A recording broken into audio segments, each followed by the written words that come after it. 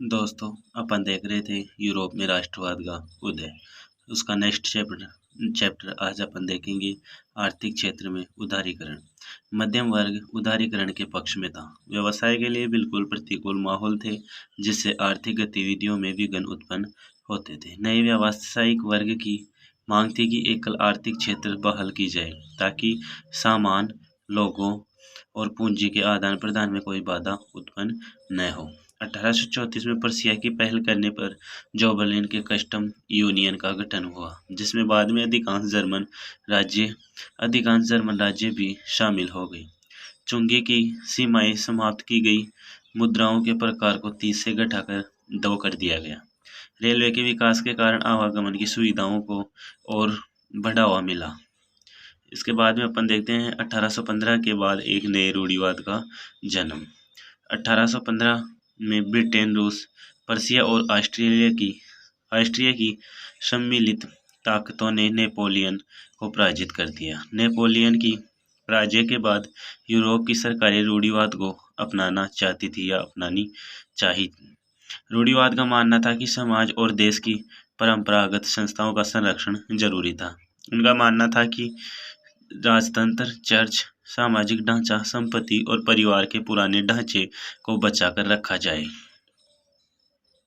इसके बाद में देखते हैं वियना संधि। सन 1815 में ब्रिटेन, रूस, पर्सिया और ऑस्ट्रिया में यूरोप की नई रूपरेखा तय करने के लिए वियना में एक मीटिंग की। इस कांग्रेस की मेहमानबाजी का भार इस कॉन्फ्रेंस की मेहमानबाजी का भार ऑस्ट्रिया के चांसलर ड्यूक मेटरनिक पर था।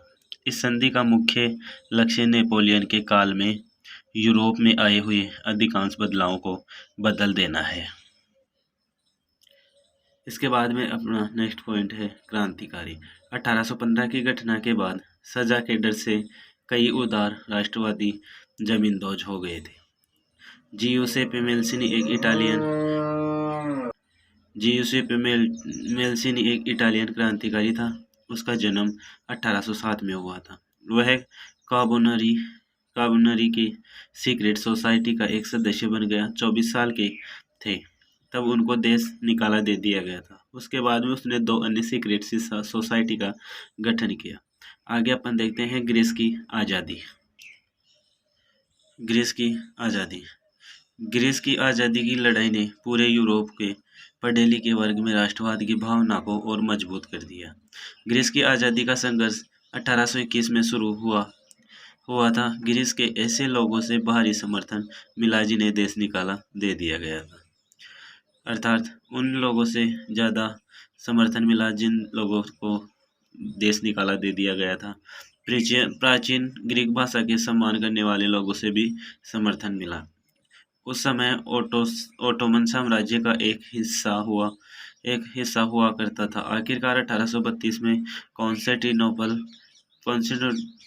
की ट्रीटी के अनुसार ग्रीस को एक स्वतंत्र देश की मान्यता दे दी गई।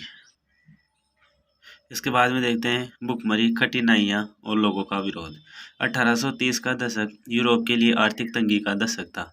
19वीं सदी के शुरू के आधे वर्षों में जनसंख्या में तेजी से बढ़ोतरी हुई थी। बेरोजगारों की संख्या में कई गुना इजाफा हुआ। ग्रामीण क्षेत्रों से शहरी क्षेत्रों की ओर पलायन करने लगे। खाद्यान्नों की बढ़ती मांग के कारण भुखमरी फैल गई। 1848 का एक साल भी बुरा साल था। भोजन की कमी व बढ़ती बेरोजगारी के कारण पेरिस के लोग सड़कों पर उतर आए। विद्रोह इतना जबरदस्त था कि लुई फिलिप को वहां से पलायन करना पड़ा। नेशनल असेंबली ने प्रजातंत्र की घोषणा कर दी कि 21 वर्ष से ऊपर के व्यक्ति को काम के अधिकार की घोषणा की गई। रोजगार मुहैया कराने या उपलब्ध करवाने के लिए एक कार्यशाला बनाई गई। आगे अपन देखते हैं उदारवादियों की क्रांति। इसका नेतृत्व पढ़ा लिखा वर्ग कर रहा था। यूरोप के कुछ भागों में स्वाधीन राष्ट्र जैसी कोई चीज नहीं थी, जैसे कि जर्मनी, इटली, पोलैंड और ऑस्ट्रो हंगेरियन साम्राज्य में। इन क्षेत्रों में मध्यम वर्ग के स्त्री और पुरुषों ने राष्ट्रीय एकीकरण और संविधान की मांग शुरू कर दी। उनकी मांग थी कि संसदीय प्रणाली पर आधारित राष्ट्र का निर्माण हो। वे एक संविधान, प्रेस की आज़ादी और गुटबंदी की आज़ादी चाहते थे। इसके बाद में अपन नेक्स्ट पार्ट में देखेंगे। धन्यवाद।